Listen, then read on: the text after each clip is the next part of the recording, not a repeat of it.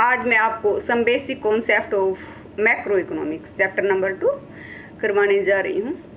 तो सबसे पहले इसमें क्या है कि वस्तुओं का वर्गीकरण। वस्तुओं को क्या है, दो भागों में बांटा गया है। एक है मध्यवर्ती वस्तुएं और दूसरी हमारी अंतिम वस्तुएं। तो सबसे पहले हम जानेंगे मध्यवर्ती वस्तुएं क्या होती हैं। मध्यवर्ती वस्तुएं वो वस्तुएं होती हैं जो उत्पादन की सीमा रेखा के अंदर हैं, या अन्य शब्दों में जिनके मूल्य को अभी भी हम क्या कर सकते हैं, बढ़ा सकते हैं, जिनको किसी दूसरी फर्म को बेच सकते हैं और वो इसका क्या करेंगे, कच्चे माल के रूप में प्रयोग करेंगी। तो जिसके मूल्य को अभी भी बढ़ाया जा सकता है, जो उत्पादन की सीमा रेखा के अंदर है, जो अंतिम प्रयोग के लिए अभी भी तैयार नहीं हुई हैं, उन वस्तुओं को हम क्या कहते हैं, मध्यवर्ती वस्तुएं कहते हैं। जिस प्रकार से आटा है वो मध्यवर्ती वस्तु है, क्योंकि अभी अभी उसका मूल्य हम बढ़ा सकते हैं, उसकी रोटी बनाई जा सकती है, उसकी हम बिस्किट बना सकते हैं, तो ये मध्यवर्ती वस्तु है। दूसरा है हमारा अंतिम वस्तुएं। अंतिम वस्तुएं वो वस्तुएं हैं जो उत्पादन की सीमा रेखा को पार कर चुकी है, जिनका मूल्य जितना बढ़ना था बढ़ चुका है, उनके मूल्य को और ज़्यादा नहीं बढ़ा सकते, सिर्फ अंतिम बार इसका प्रयोग किया जा सकता है। प्रयोग करने वाले दो व्यक्ति हो सकते हैं, एक उपभोक्ता होता है, दूसरा उत्पादक होता है। जब अंतिम प्रयोगकर्ता कोई उपभोक्ता है तो वो हमारा क्या कहलाएगा, अंतिम उपभोग वस्तु हो जाएगी, और जब प्रयोग करने वाला कोई उत्पादक है तो वो अंतिम उत्पादक वस्तु हो जाएगी। जिस तरह से ट्रैक्टर है वो एक उत्पादक वस्तु है जो उत्पादन में योगदान देती है, तो कृषि के उत्पादन में योगदान देती है। ट्रैक्टर वो उत्पादक मशीनें हैं, सारी उत्पादक मशीन है, जितनी भी मशीनें हैं वो उत्पादक में आती हैं। उपभोक्ता वस्तुएं जो हमारी आवश्यकता को प्रत्यक्ष रूप से संतुष्ट करती है, उन वस्तुओं को हम क्या कहेंगे, उपभोक्ता वस्तुएं कहते हैं। तो इस प्रकार से हमने देखा मध्यवर्ती और अंतिम वस्तुएं कि जो हमारा आवश्यकता की प्रत्यक्ष संतुष्टि के लिए प्रयोग करते हैं। जिस तरह समोसा है वो अंतिम वस्तु है, अब इसका और कुछ नहीं बन सकता, सिर्फ हम उसको खा सकते हैं, अंतिम बार प्रयोग करते हैं। कि कौन सी वस्तु कहलाएगी, वो अंतिम प्रयोगकर्ता कौन है वो इस पर। तो अंतिम वस्तुएं दो प्रकार की होती हैं, अंतिम उपभोग वस्तु और अंतिम उत्पादक वस्तु। तो अंतिम वस्तुओं पर किए गए व्यय को भी दो प्रकार से वर्गीकृत, अंतिम उपभोग व्यय और अंतिम निवेश व्यय। कि जो हमारी आवश्यकता की प्रत्यक्ष संतुष्टि करते हैं, उन वस्तुओं पर जो खर्च किया जाता है वो हमारा क्या कहलाता है, अंतिम उपभोग व्यय कहलाता है।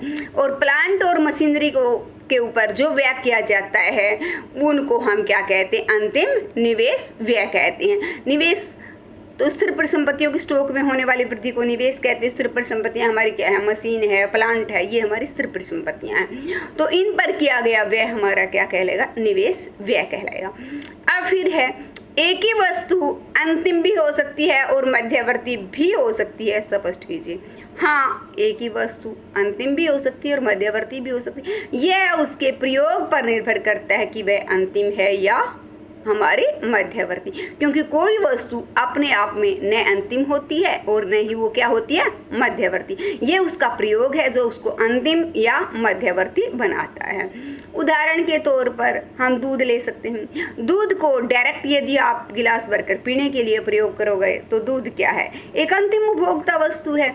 लेकिन यदि उस दूध से आप पनीर, रसगुल्ला वगैरह बनाते हो तो वो क्या है, एक मध्यवर्ती वस्तु है, क्योंकि यहाँ अभी भी हमने उसका मूल्य बढ़ाया है, अंतिम बार प्रयोग नहीं किया है। तो इस प्रकार से ये उसका प्रयोग है जो उस वस्तु को अंतिम या मध्यवर्ती वस्तु बनाता है। फिर जो हमारी वस्तुएं हैं दो प्रकार से वर्गीकृत किया, अब उनमें अंतर आता है तो कैसे करेंगे, मध्यवर्ती तथा अंतिम वस्तुओं में अंतर स्पष्ट कीजिए, भेद कीजिए। तो पहले हम अर्थ लिखते हैं। मध्यवर्ती वस्तुएं वो वस्तुएं हैं जिन्होंने उत्पादन की सीमा रेखा को पार नहीं किया, अंतिम वस्तुएं वो जो उन्होंने उत्पादन की सीमा रेखा को पार कर लिया। मध्यवर्ती वस्तुओं के मूल्य को और ज़्यादा नहीं हम बढ़ा सकते हैं, लेकिन अंतिम वस्तुओं के मूल्य को हम बढ़ा नहीं सकते। मध्यवर्ती वस्तुएं अभी भी अंतिम प्रयोग के लिए तैयार नहीं हुई हैं, जबकि अंतिम वस्तुएं जो है अंतिम प्रयोग के लिए तैयार हैं। मध्यवर्ती वस्तुओं को दूसरी फर्में कच्चे माल के रूप में प्रयोग करती, जबकि अंतिम वस्तुएं तैयार होती हैं। उनका उपभोग या निवेश दो उद्देश्यों के लिए प्रयोग कर सकते हैं। मध्यवर्ती वस्तुएं हमारी राष्ट्रीय आय की गणना में शामिल नहीं होती, जबकि अंतिम वस्तुएं क्या है, राष्ट्रीय आय में शामिल होती हैं। अब एक है दोहरी गणना की समस्या से कैसे बचा जाता है, या कि वस्तुओं में भेद का क्या महत्व है। भी अंतिम और मध्यवर्ती वस्तुएं हैं, इनमें अंतर करने का क्या महत्व है। तो बहुत ज़्यादा महत्व है, क्योंकि अंतर करते हैं तभी हम राष्ट्रीय आय में सिर्फ अंतिम वस्तुओं को शामिल करते हैं। यदि हम राष्ट्रीय आय में मध्यवर्ती वस्तुओं को भी अंतर ही ना करें, मध्यवर्ती वस्तुओं को भी शामिल कर लें, अंतिम वस्तुओं के मूल्य को भी शामिल कर लें, तो राष्ट्रीय आय की क्या हो जाएगी, दोहरी गणना हो जाएगी। एक एक मद का मूल्य एक से अधिक बार शामिल हो जाएगा। तो इस प्रकार से हमारी दोहरी गणना की समस्या से बचने के लिए हम क्या करते हैं, वस्तुओं में भेद करते हैं कि सिर्फ अंतिम वस्तुओं को राष्ट्रीय आय में शामिल करते हैं। क्यों? क्योंकि मध्यवर्ती वस्तुओं का मूल्य अंतिम वस्तुओं के मूल्य में ही शामिल हो चुका होता है। इस प्रकार से एक बढ़ई है, उसने लकड़ी ली, वो 5,000 रुपये की ली, लेकिन उस लकड़ी से उसने एक बेड बनाया, वो 12,000 का बेच दिया। तो हमने सिर्फ राष्ट्रीय आय में 12,000 को शामिल करना है, लेकिन यदि हम 12,000 को भी शामिल कर लें और 5,000 को भी शामिल कर लें, तो उस लकड़ी का मूल्य क्या था, उस बेड के मूल्य में ही शामिल था। तो वो दोहरी गणना की समस्या हो जाएगी। तो इसलिए हम राष्ट्रीय आय में सिर्फ अंतिम वस्तुओं के मूल्य को शामिल करते हैं, इसलिए उन दोनों में भेद का काफ़ी महत्व है। फिर जो उपभोक्ता वस्तुएं हैं, वो हमारी जो वस्तुएं वो 4 प्रकार की होती हैं। पहली हमारी क्या होती हैं, टिकाऊ उपभोक्ता वस्तुएं। तो टिकाऊ वस्तुएं हमारी कौन सी होती हैं, जो लंबे समय तक, एक बार खरीद ली, लंबे समय तक हमें अपनी सेवाएं प्रदान करती रहती हैं। जिस तरह से हमारी वॉशिंग मशीन है, रेफ्रिजरेटर है, एक बार खरीद लिया वो कई सालों तक वही चलता रहता है। फिर हमारी है अर्ध टिकाऊ, जो 1 वर्ष या इससे अधिक समय के लिए काम आती हैं। वो वस्तुएं क्या होंगी, अर्ध टिकाऊ, कि एक बार प्रयोग नहीं, कई बार प्रयोग। जिस तरह से कपड़े हैं, जूते हैं, क्रोकरी है, ये हमारी क्या होगी, अर्ध टिकाऊ वस्तुएं हैं। फिर हमारी गैर टिकाऊ वस्तुएं होती हैं। गैर टिकाऊ, एक बार प्रयोग किया, खत्म, दोबारा प्रयोग करोगे तो दूसरी लेनी पड़ेगी। पहली 2 रोटी खा ली तो वो 2 रोटी खत्म होगी, दूसरी और खाने का मन है तो दोबारा बनानी पड़ेगी। एक समोसा है वो खाया तो खत्म हो गया, अब वो दूसरा खाने का मन है तो दोबारा लेना पड़ेगा। जितना डीजल था गाड़ी में वो यूज कर लिया तो दोबारा डलवाना पड़ेगा। वो एकल प्रयोग वस्तुएं कि एक ही बार उनका प्रयोग हो सकता है। फिर है हमारी सेवाएं, तो गैर भौतिक होती हैं ये। तो इसमें हमारी सेवाओं में क्या आता है, डॉक्टर की सेवाएं हैं, वकील की सेवाएं हैं, वाशरमैन की सेवाएं हैं, एक अध्यापक की सेवाएं हैं, ये सारी आती हैं जो मानवीय आवश्यकताओं को संतुष्ट करती हैं। तो वो गैर भौतिक होती हैं। इनको हम गैर भौतिक क्यों कहा, क्योंकि देख नहीं सकते, छू नहीं सकते। आवाज़ आ रही है, महसूस हो रहा है कि कोई हमें पढ़ा रहा है, लेकिन उस आवाज़ को हम कैच करके नहीं रख सकते। तो इस प्रकार से इनको 4 श्रेणियों में बांटा गया है। तो ये हमने क्या किया था, अंतिम वस्तुएं और मध्यवर्ती वस्तुएं, उनके भेद का महत्व और वस्तुओं का हमने क्या किया है, वर्गीकरण किया है।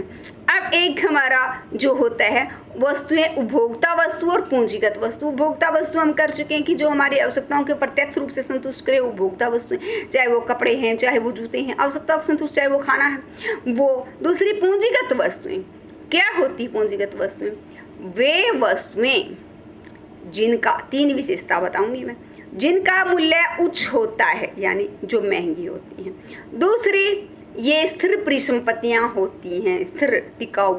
स्थिर परिसंपत्तियां में हमारा कैसे, जैसे प्लांट है, मशीनरी, स्थिर परिसंपत्तियां जो बार बार हम जिनका प्रयोग कर सकते, ये स्थिर परिसंपत्तियां होती हैं जिनका उत्पादक उत्पादन करने में बार बार प्रयोग कर सकता है और जिनका मूल्य क्या होता है, उच्च होता है। तो उत्पादक की स्थिर परिसंपत्तियां जिनका उच्च मूल्य होता है, जिनको उत्पादन करने के लिए वो बार बार प्रयोग कर सकता है, उनको हम क्या कहते हैं, पूंजीगत वस्तुएं कहते हैं। फिर क्या होता है, एक नट है, एक वो कोई छोटा सा पेच है, क्या वो भी, उनका भी तुम बार बार प्रयोग कर रहे हैं, क्या वो एक पूंजीगत वस्तु है? तो नहीं, वो एक पूंजीगत वस्तु नहीं है, क्योंकि उनका ठीक है कई साल तक वो चल रहे हैं, छोटा सा नट है, मशीन में लगाया, लेकिन वो पूंजीगत वस्तु इसलिए नहीं है क्योंकि वो स्थिर परिसंपत्ति तो ठीक है कई सालों तक चल रहा है, लेकिन उसका मूल्य उच्च नहीं होता, इसलिए वो सिर्फ एक उत्पादक वस्तु है, पूंजीगत वस्तु नहीं है।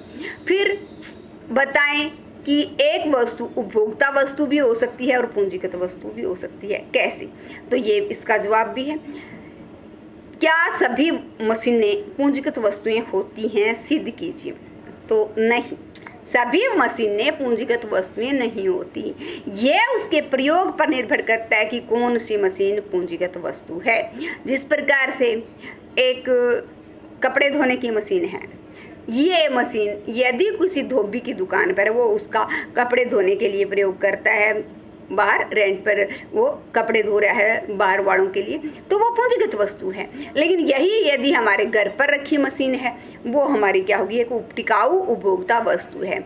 उसी प्रकार से जो सीविंग मशीन है, सिलाई मशीन है, हमारे घर पर रखी है, जिसका हम कभी कभार टाका लगाने के लिए प्रयोग करते हैं, तो वो हमारी टिकाऊ उपभोक्ता वस्तु है। लेकिन यही मशीन यदि दर्जी की दुकान पर है, तो वहाँ पर वो क्या कहलाएगी? पूंजीगत वस्तु कहलाएगी। उसी प्रकार रेफ्रिजरेटर हमारे घर पर है, तो वो टिकाऊ उपभोक्ता वस्तु कहलाएगा। लेकिन यही किसी कैंपा कोला बेचने वाले की दुकान है, जिसमें वो कैंपा कोला की बोतलें ठंडी करता है और फिर बेचता है, तो वहाँ वो क्या कहलाएगी? पूंजीगत वस्तु कहलाएगी। तो कह सकते हैं कि ये उसके प्रयोग पर निर्भर करता है कि कौन सी वस्तु उपभोक्ता वस्तु है और कौन सी वस्तु हमारी पूंजीगत वस्तु है। तो फ्रेंड्स, अब मेरी आने वाली वीडियो देखने के लिए मेरी वीडियो को लाइक एंड सब्सक्राइब कीजिए। तो थैंक यू।